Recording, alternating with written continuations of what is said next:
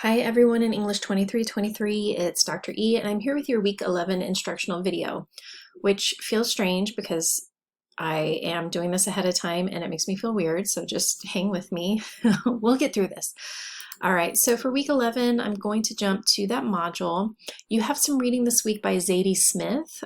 She's one author that I really love and I hope you do as well. So you're going to read her biography as well as her short story, The Waiter's Wife. Note here about the W date. You do have a few things to watch. So you have this video, of course, but I also want you to watch the journal collection video. And this is me emphasizing that the journal collection is not due this week, okay? Sometimes when I assign the video, it leads to panic and people are like, when is it due? I don't see it, I don't see where I'm supposed to turn it in. It's not due this week. I just want you to kind of get a look ahead. This is where our journals are going when it comes to our reading journals.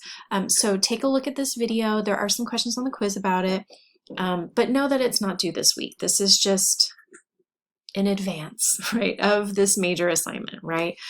So here you can have the link that will take you directly to YouTube, but I know some of you may have devices that don't allow access to YouTube. So if you click this link, it will just keep you in D2L.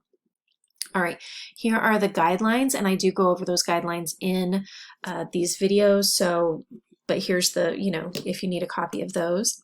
You do have a mind map that's due this week, right? So everything's laid out here. The mind map is related to Zadie Smith. I think I originally assigned a discussion post, but I thought, let's do a mind map.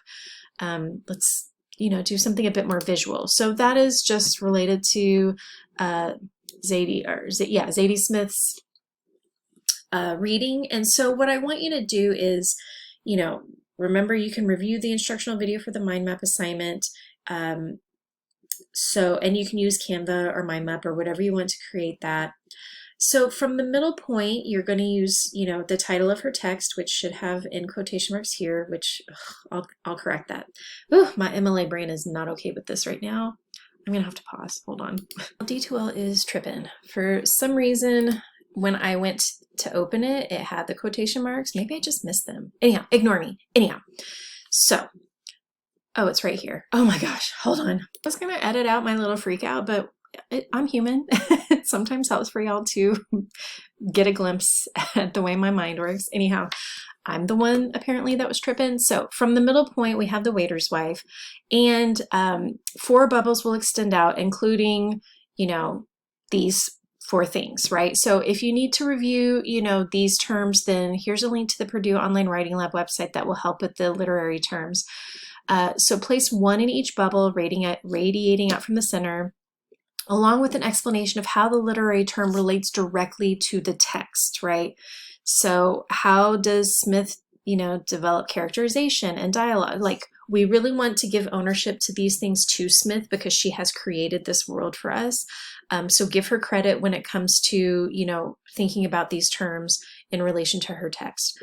From each of those 4 bubbles, you should then select a quote that helps support your ideas, right? So if you're digging into a particular character because of Smith's, use of characterization, then pull a quote that helps support your idea, right? So you should have 4 bubbles, and from each of those, a quote that supports your ideas, okay? To review the guidelines for the assignment for mind maps, click here. Templates are here. Google Doc links are here.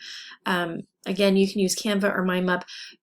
I need a digital copy of this. So in the past, some of you have handwritten your mind maps, and that's great. But for something with these particular requirements, me being able to read it typed is gonna help a lot. It's gonna help me grade. So make sure that you're uploading your document. Make sure it's in the proper format, right? It needs to be in .docx or .doc or .pdf. So just keep that in mind. And then you have the week 11 quiz, and the random word or phrase from this week's quiz is going to be candy corn, because why not? All right.